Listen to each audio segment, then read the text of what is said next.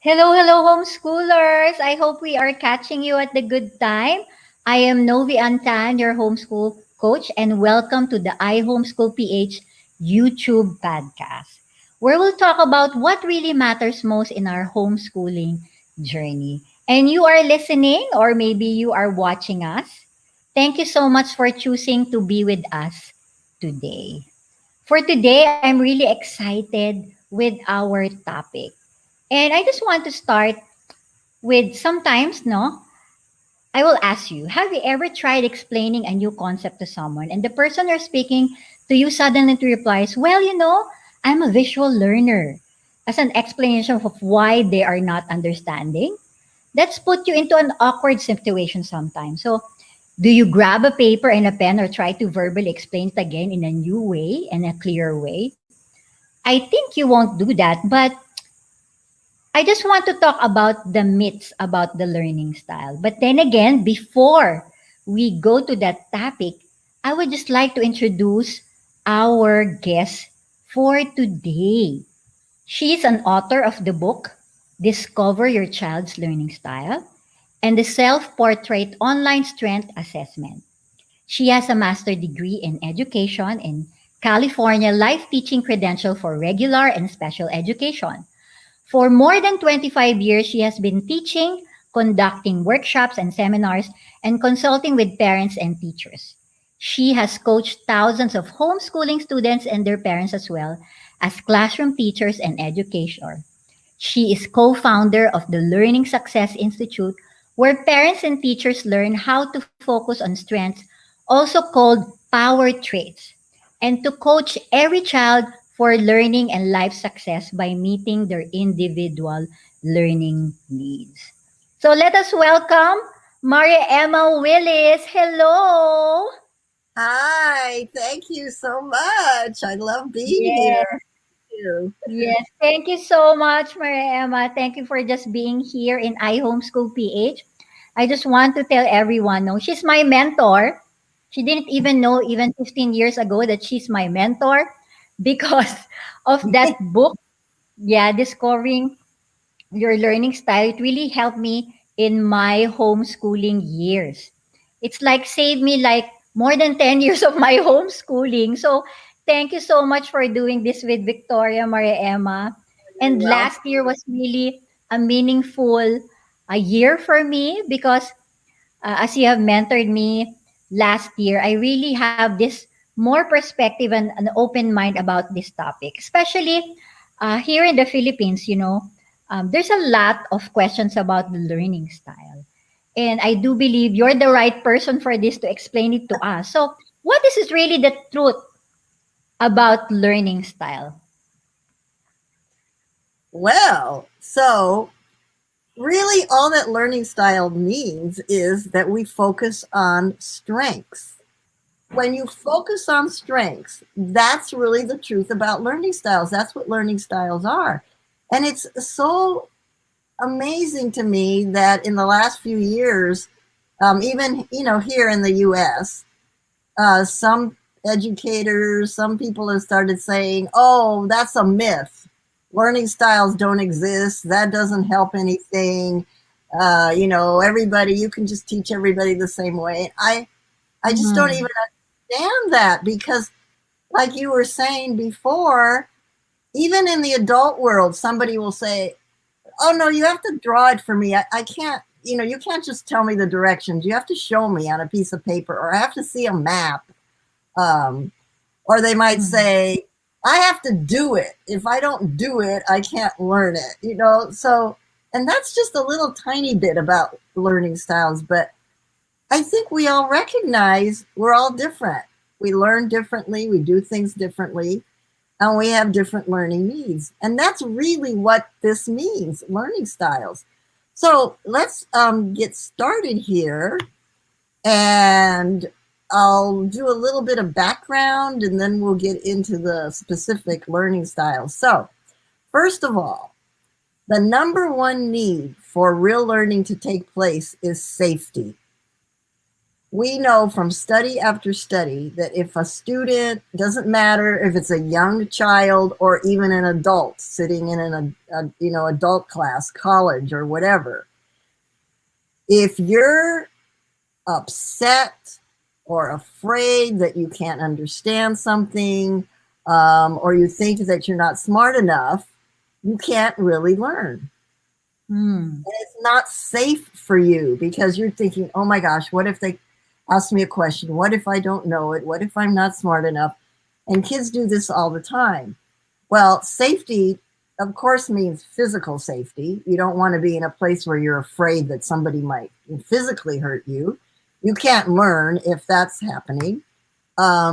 There's also emotional safety and learning safety. So this means, well, if I don't understand this right away, nobody's going to laugh at me or punish me or be upset.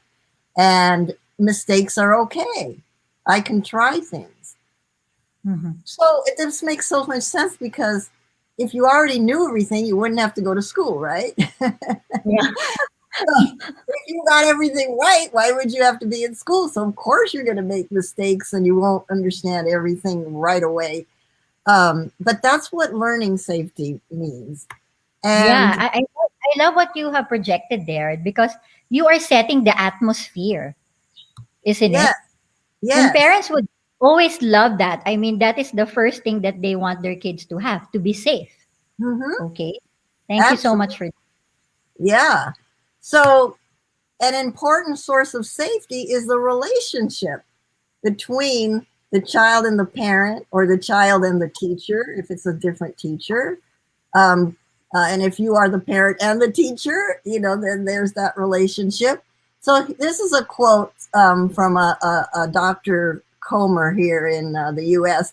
No significant learning occurs or happens without a significant relationship.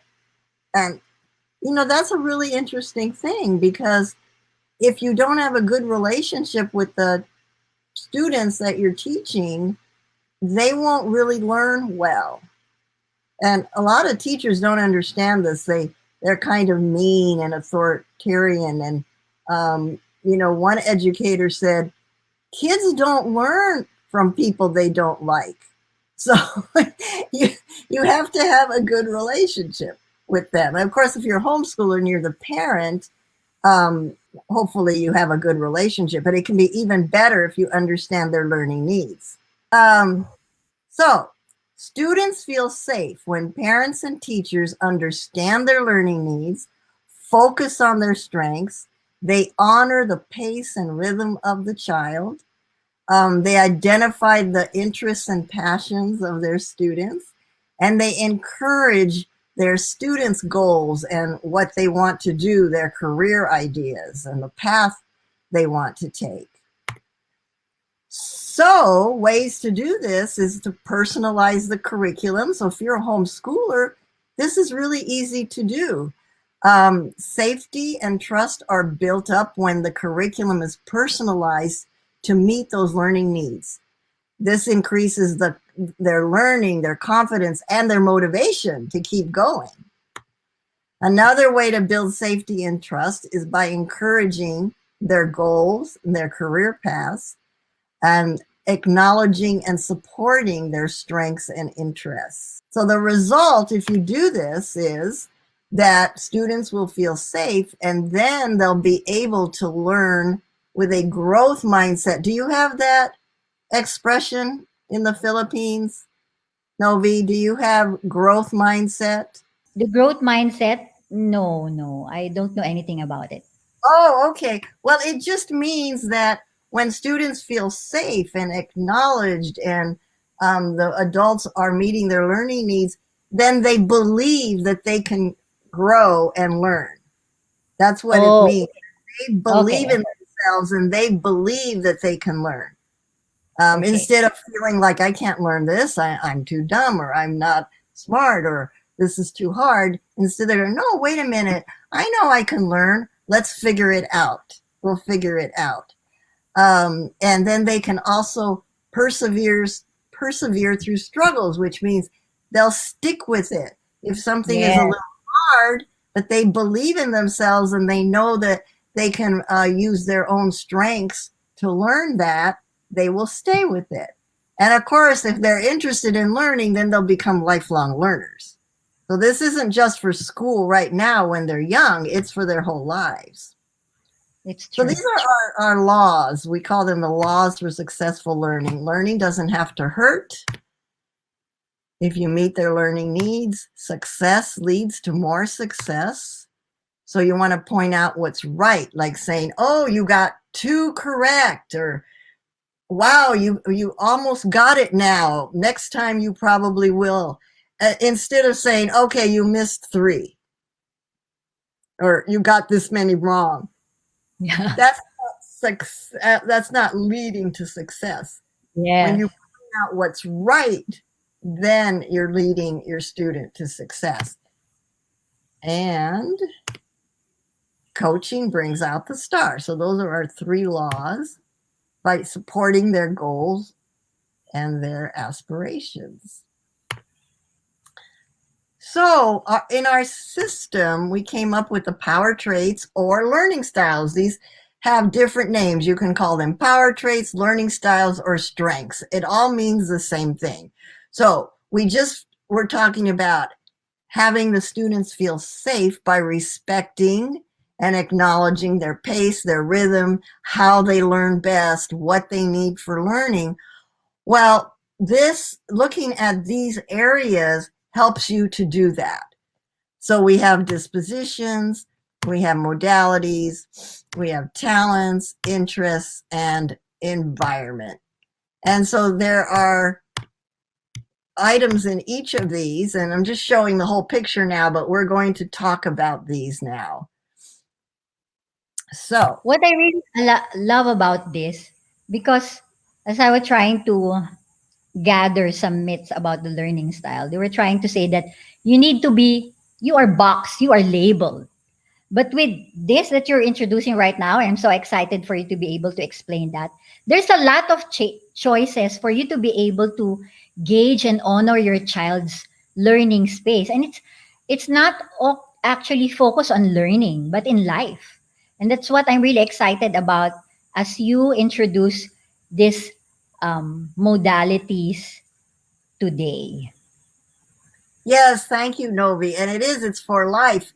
And we have adults that also, do the power traits assessment. And we sometimes we have a couple saying, this is better than marriage counseling. Because Yeah, you can because really I do believe, yeah, it's like when we're saying if you know, you need to know yourself more so that you can right. be able to know your child, isn't it?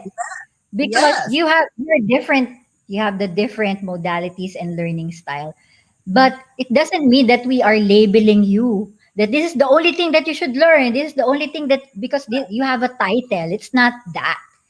And it's very holistic. That's why, homeschoolers here in the Philippines, please listen to this actively because you're gonna learn a lot, and it will just, remove any mindsets that you have. Thank you so much for this, Maria Emma. yes, you're welcome. And you're right. We're not putting labels on anybody. We're just opening up the possibilities here. So the disposition power traits are our learning personalities.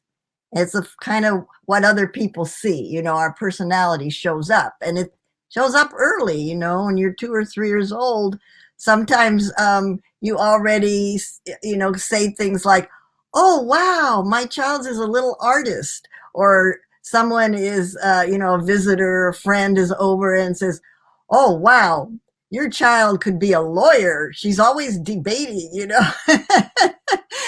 So what you see this very early, these characteristics, and they Yeah. affect how we learn, we work, and we communicate.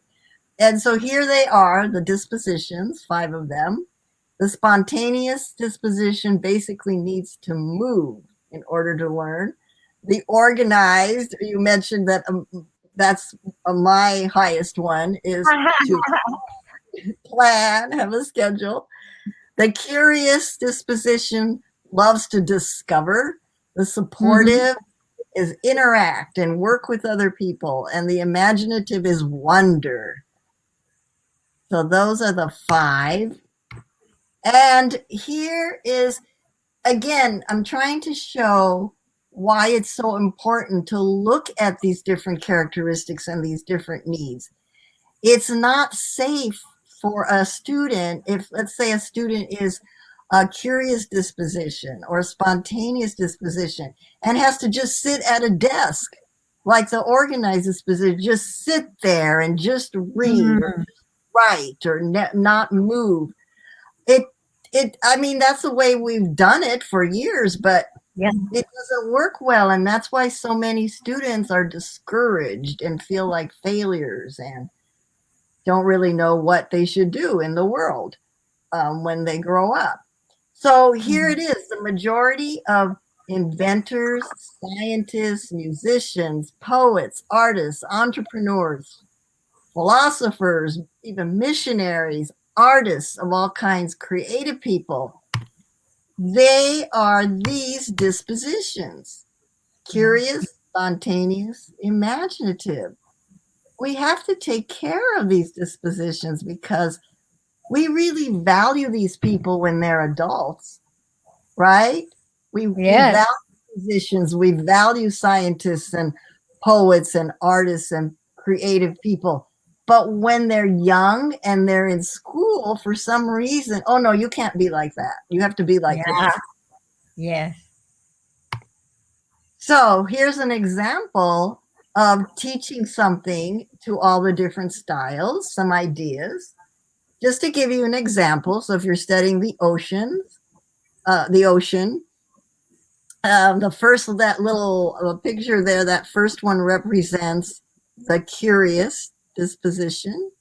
And so they could invent a new kind of sea creature and an underwater environment. The next one is the organized. The organized likes to make lists. Yes. The structured one, isn't it? Right? List the oceans, the seas, write important facts. The next one is the imaginative, draw or paint or make a Yeah. sculpture or a collage. The supportive people love to work with others and collaborate. And so they can work together to design something, make something. The spontaneous can write a rap song or do a little skit or put on a demonstration or even do a cheer, anything where they can move. Mariaemma, thank you so much for that. But I just want to ask you, as one of the authors of Discovering Your Learning Style, how you were able, a little bit history of how you were able to discover the disposition. Because this one thing, the portion of the portrait of success is so different. Where are you Yeah, coming from? well, actually, so I studied all kinds of assessments and learning style work of many people. And actually, Victoria, who, we co-authored all of this work, she also had been studying it. And when we met, we put it all together. But some of these ideas are very old, like Plato and Aristotle, way back in ancient history. They were already talking about different types of personalities, right? Yeah. I mean, people have been noticing this forever. So even in ancient times, they were talking about these different types of personalities. And then Hmm. more recent years, other people started making the charts of personalities and how different people act in different situations and all of that. But there was nothing for children. There were like Myers-Briggs is one of the types of assessments that looks at personalities. And that one's pretty much all over the world. So some people might recognize the name Myers-Briggs. But there was nothing for children to take themselves. And Hmm. so I started to think, well, there's nothing there. We have these things for adults to take, but nothing really about learning. And when you're younger and you're in school, so I decided I wanted to write my own. And then just as that happened, I met Victoria and we started talking. So we put together all of these other people that had assessments and their work, and we learned from them, and then we made something new. So we're the only ones who put together dispositions, modalities, interests, talents, and environment, because the other people only had one or two of those things. Yes. That's what I want to emphasize actually, because that's the part of here that I want, the stigma from the Filipinos here, that it is not really box. There's Mm-hmm. You were able to integrate that. Okay, you are not only focusing on one type of characteristics, but there's a lot of characteristic evolving on that end that you could be able to adjust.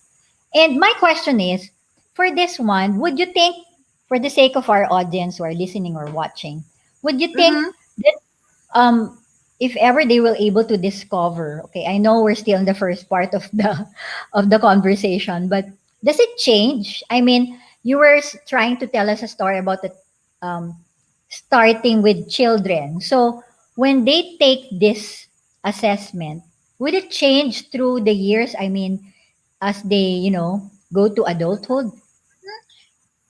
It might change a little bit. I mean, if you have somebody that's 8 or 9 years old and they take it, when they're 12 or 13, it might change somewhat. Also because they understand more about what it really means.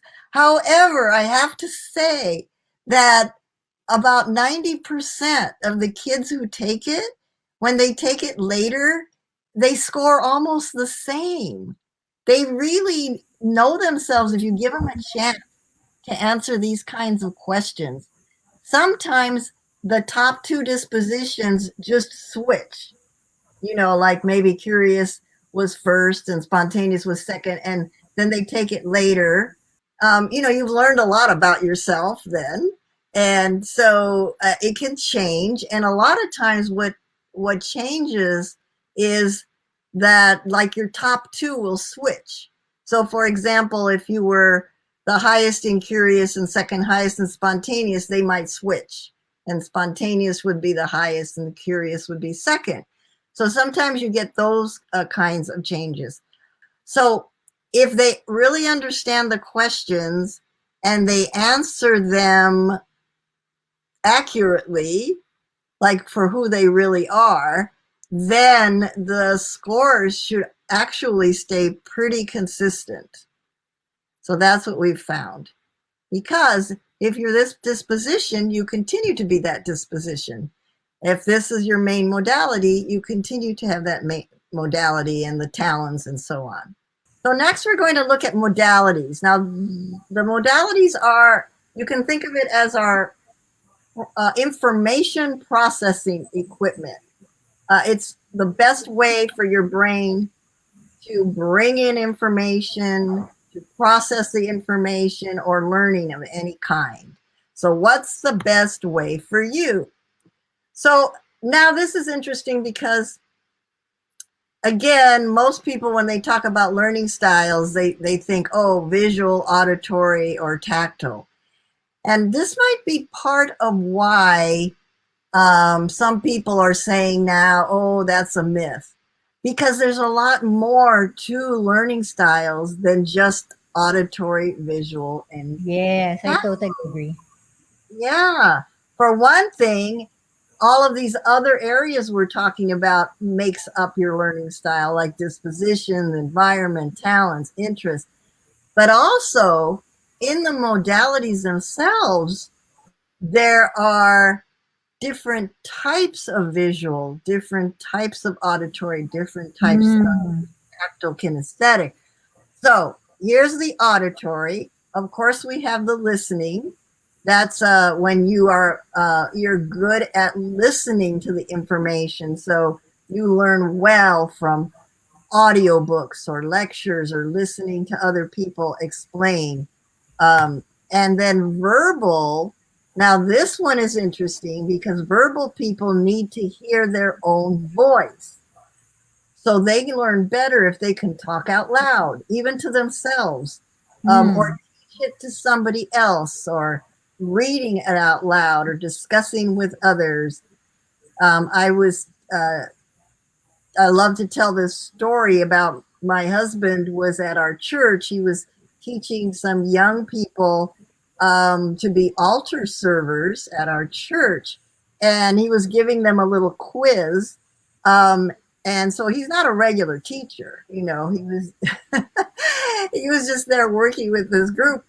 And one of the young girls kept coming up and saying, I don't understand this question. I don't understand this. And so he's heard me talk about all of this for years. He's videotaped me and podcasts and whatever. So he came home and he said, so I remembered, and I told her, why don't you go in the corner and read it quietly to yourself? And she was so surprised. The little girl said, what? I can read it out loud? Because no teachers ever say that. And so she did, and it worked. And he was so proud of himself because he remembered. And so she got everything right, and it was okay. So this really works. I again, I don't understand this thing that learning styles don't work. If you do it right, they work. And 85% of classroom, when you're in a classroom, requires listening skills. About 22% of learners have listening as their highest modality. Then we have the visual, which also has two parts. There's the picture modality.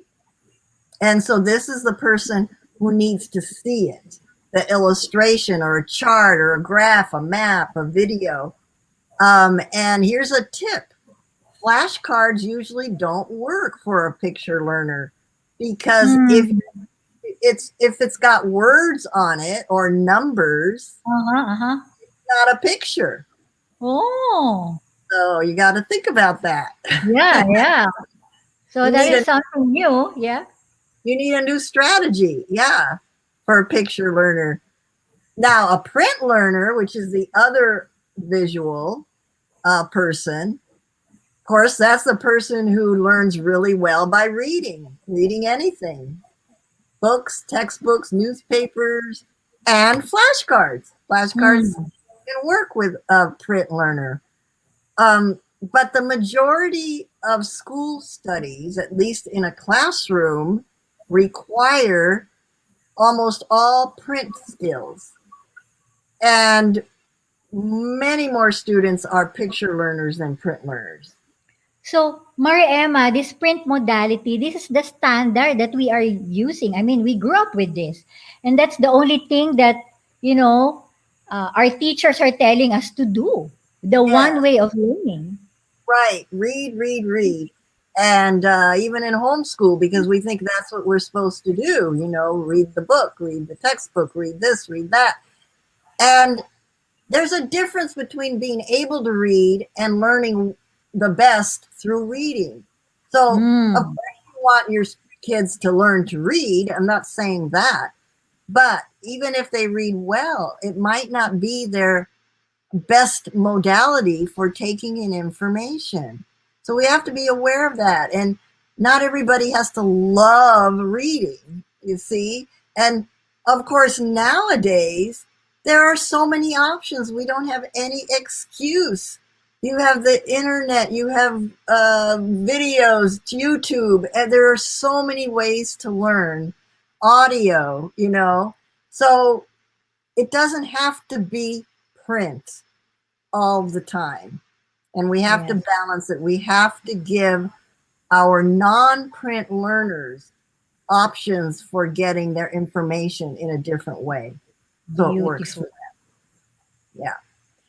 Okay. Then we have the movement modalities, and we have 4 of those. There's the whole body, where they have to actually build something or experience it, go on the field trip, Yes. do something big on the floor, do a play, put on a demonstration.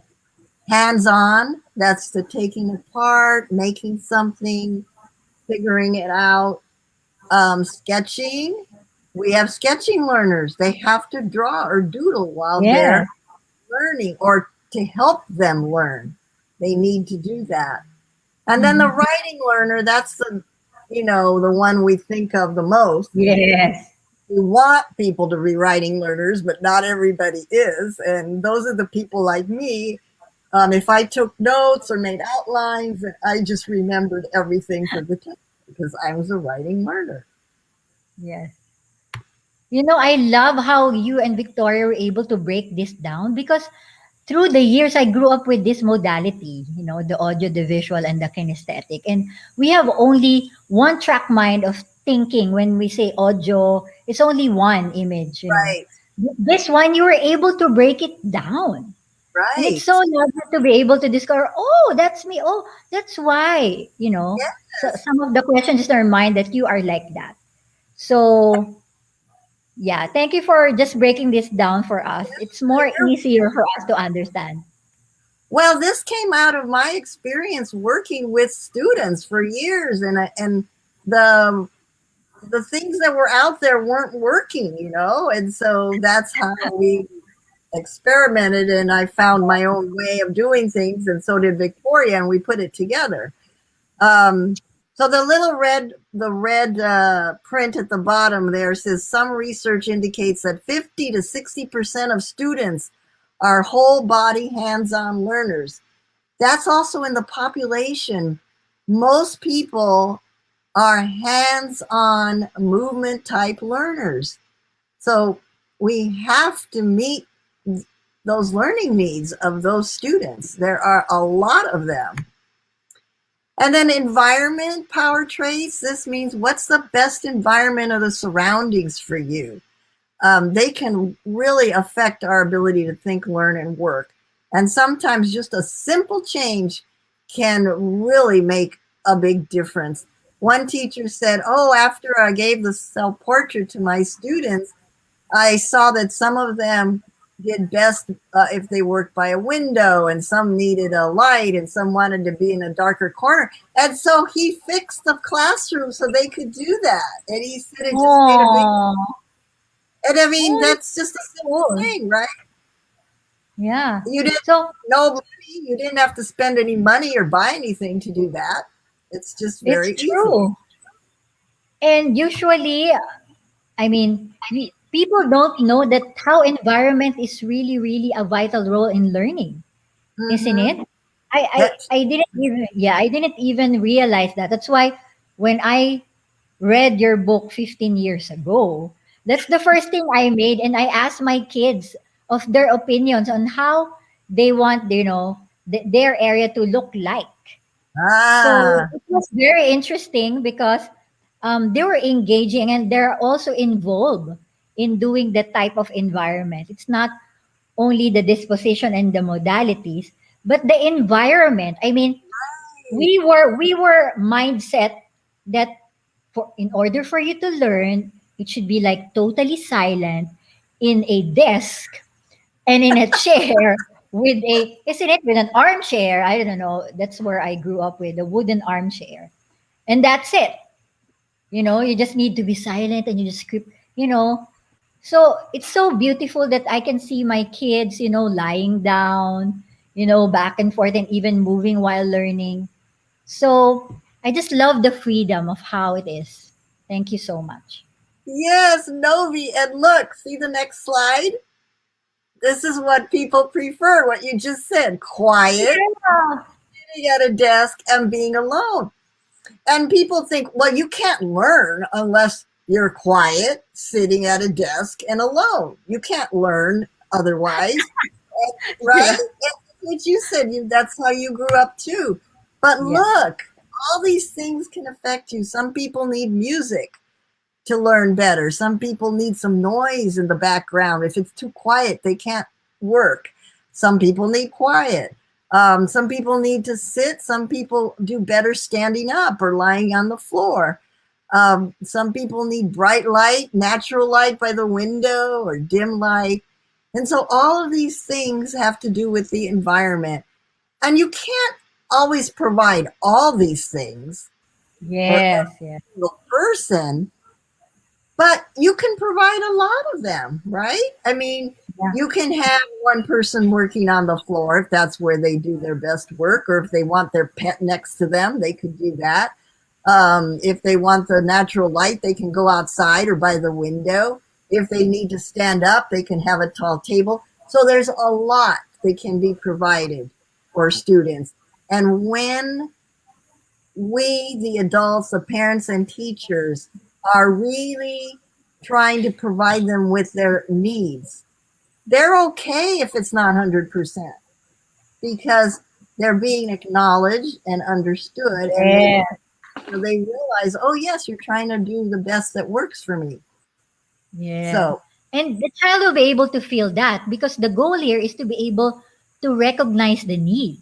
And if the yeah, child knows that, it will be more easier because the child will be able to know where you're coming from as well. So I love the snack part there.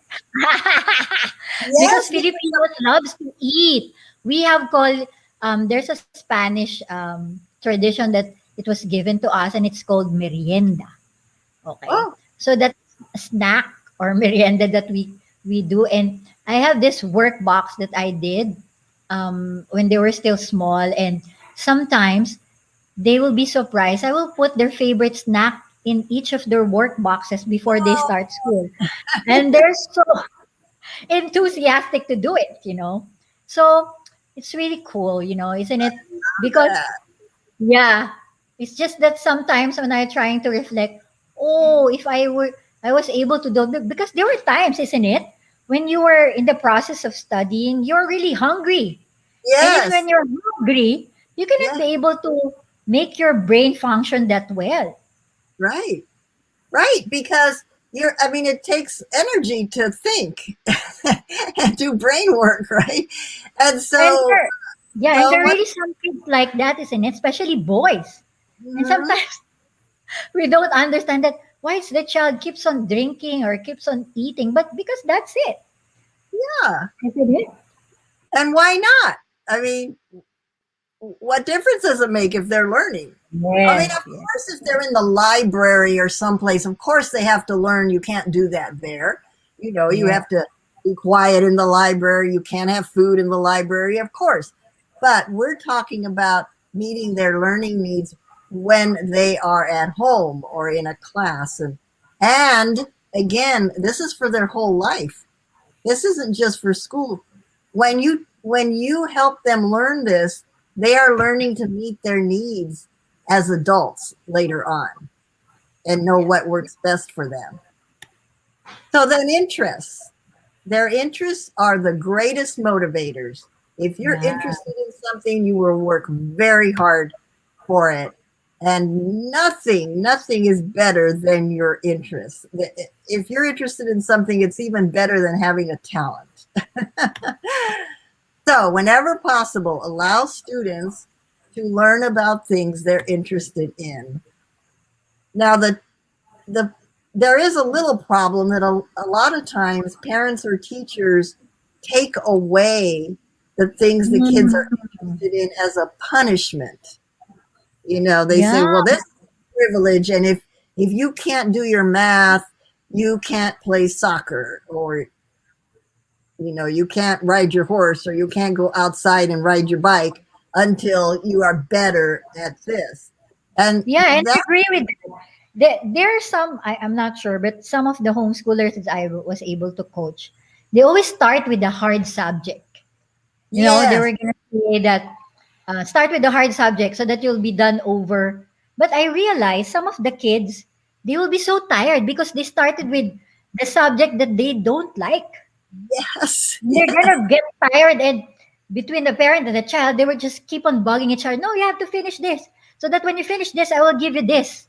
The yes. consequence from, but it's not even helping the child. No, and we always say Start the day with fun, easy stuff. Do the stuff they love because that gets them motivated for the rest. And actually, if you really are working with their strengths, there won't be very much that is just so hard to do that it Yes. becomes a trauma. Because if you work with their dispositions, their modalities, their interests, all of this stuff, then learning becomes a very different matter. There won't be that, fighting, upset, tears, or whatever that happens sometimes. But if you take away their interests, this strategy just leads to resentment, not motivation. And then many students, I've seen so many students that parents bring to me when they're a little older, like they're 11 or 12, they don't even Mm. know what they're interested in anymore. And you Mm. ask them, what do you like? I don't know. Because they've like just given up on everything. They grow up to be adults who have no idea what they like, or they Yeah. believe that their interests have no value. And we've met adults like that. Mm. So And that is so instead, sad, isn't it? Their confidence are being yeah, put down, you know? I yes. mean, the potential that they might have will, maybe delayed or Mhm. they will be able to grasp it when they're really, really old. And that Yeah, is a sad thing, isn't it? it's very sad. It's Yeah, very sad. have you coached something, I mean, someone like that, like an adult or a student before na, oh, and then this is who I am. I didn't even realize that this I am. Yes, I mean, absolutely. We've done groups uh, of adults, and we go through the whole power traits thing. I mean, we had one group for a year. We met once a month. We had so many people say, "Oh, I wish I knew this when I was a kid. I wish I knew yeah, this in school." And some of them would just start crying. I remember one person in particular. She was upset and she was joyful at the same time because she was discovering that what she knew about herself was really true, but she was mm, afraid to believe it. And wow, she said, I always knew I was an artist. I always wanted to do this. So, you know what? wow, She became an artist. She was wow, already over 50 years old. And now her paintings are all over our town. Sometimes wow. to the bank or somebody's office, and there's her painting on the wall, and it's wonderful. But it it took her discovering this, that it was okay to do that, because she felt ashamed that the way she was might not be the right way. That's So really important what you said to us at that point. That that person is afraid to discover herself. mhm. And that is what we should not do, isn't it? Right. That it's we should be able to take care of and protect from our kids. That we will not diminish their interest, diminish what they love, isn't Yes. it? It's like I'm so glad that she was able to discover that. I'm so happy for her. Thank you for telling me I that story. Yes, it was amazing. It was amazing watching her go through that Yeah, so process. homeschooling is not even too late for us adults Right? to be able to discover who we are. This is not only for our kids, but also for us. Yes, and we have lots of those stories. It isn't just that one person. I just gave that as an example. We have so many adults who changed their career or started hobbies, or did something different because now they believed that was okay for them to do, and they wanted to be more of themselves. So one of the ways to do this is to bring interests in whenever you can, or just bring in the interest. You don't always have to do the sort of standard schoolwork.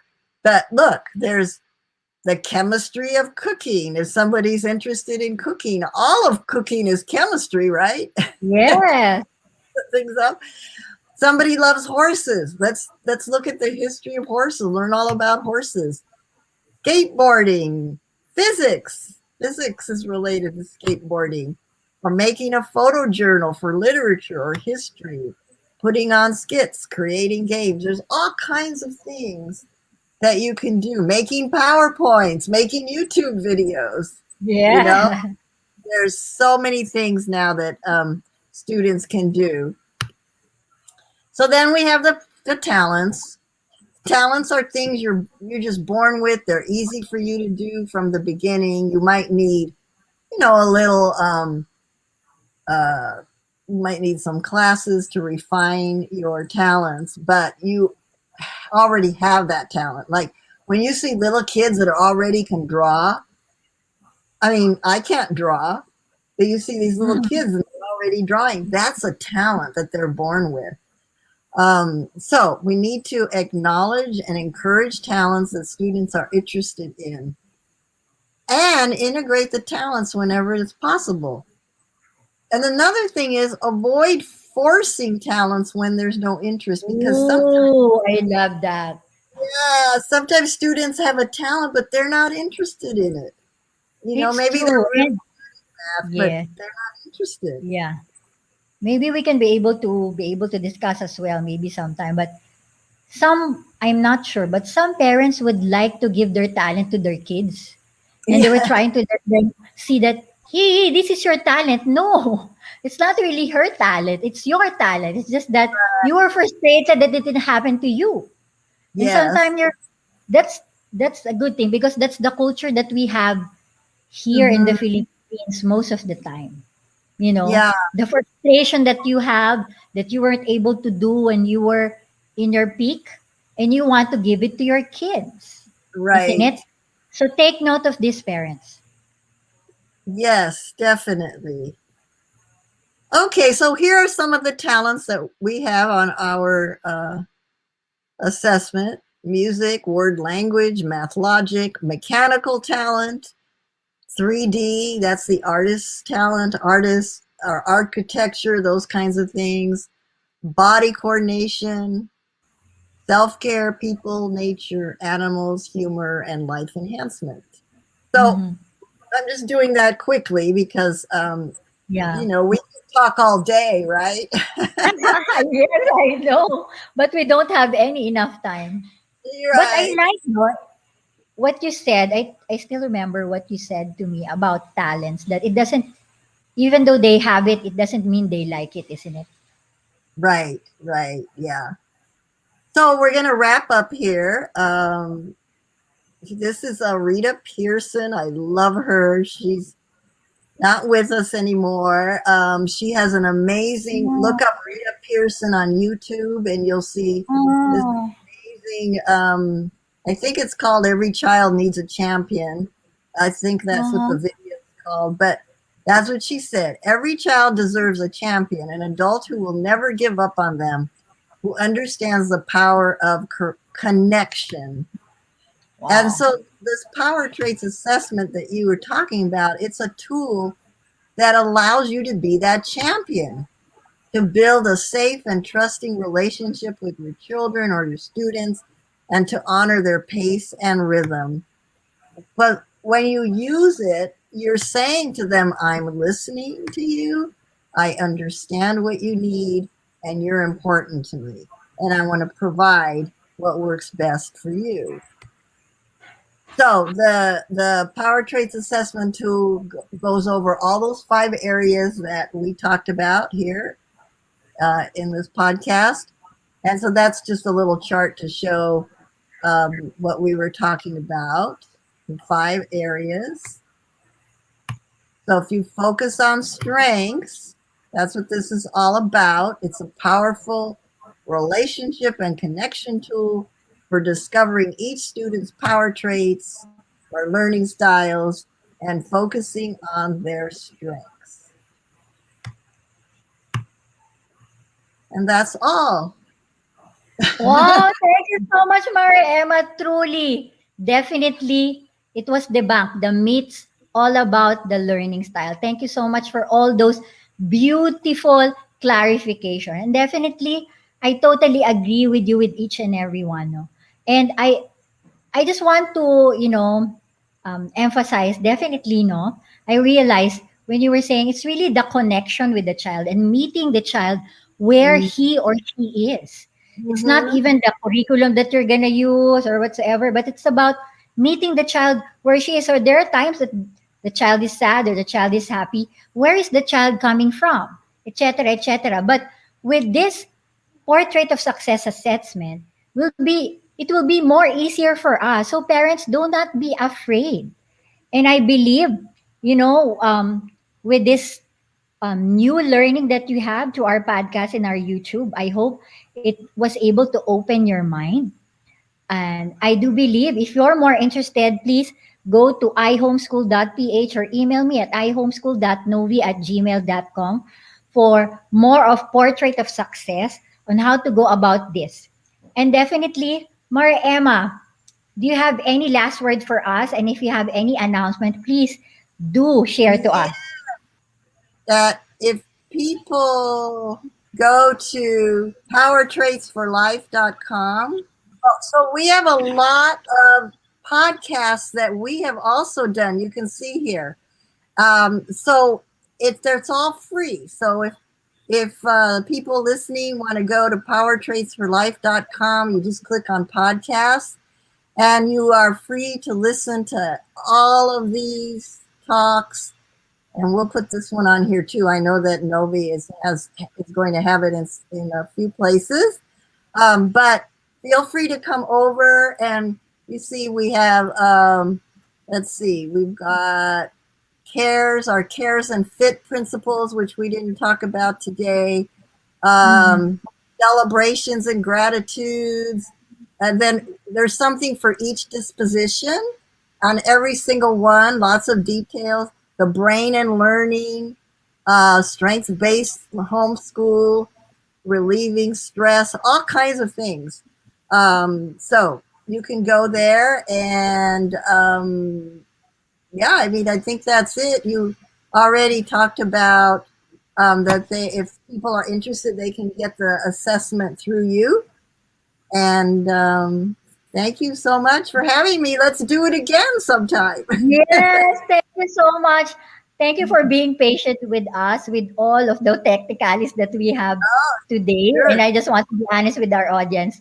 We did have a lot of technicalities, but thank you so much for being so patient with this process and for You're just welcome. being supportive of me as well. Thank you so much. And if you want to learn more about this as well, you just go to Portrait of Success if you want to have some coaching, you know, coaching learning as well with Maria Emma and Victoria. So you could be Oh, able to yeah. email her as well and Power learn Traits. more. It's Power Yes, Traits for power. Life. Yes. Power Traits for Life is on Facebook. And on my own page is on Facebook, Mariaemma Willis. We also have a whole blog articles on that same website. You can click on blogs and see all of that. So if you're a reader, you can read, and if you want to listen, you can listen. Yes. And also on that website, there are a lot of oh my gosh, now I can't think of what it's called, prezzies. So if you're a No, picture, Prezi. and look at that. Yeah.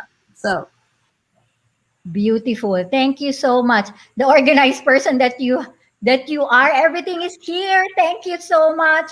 And you're um, but any last words for our audience for today? I think just be your child's coach. Think of it as being a coach, a mentor, and that you're working together instead of like you're the authority and you're telling them what to do. Be a team, work together, and just acknowledge who they are and help them learn more about you. And then you'll have more family harmony too when you do that. Thank you so much. And homeschoolers, all of these are included in the future iHomeschool Life Planner, creating the right rhythm for your family. So I'm really so excited with this to share it with Maria Emma as well. So thank you so much to our listeners and viewers for today. Just always remember, in homeschooling, relationship is more important than academics. This is Mhm. Novi Antan, your homeschool coach, and I homeschool. Thank you so much.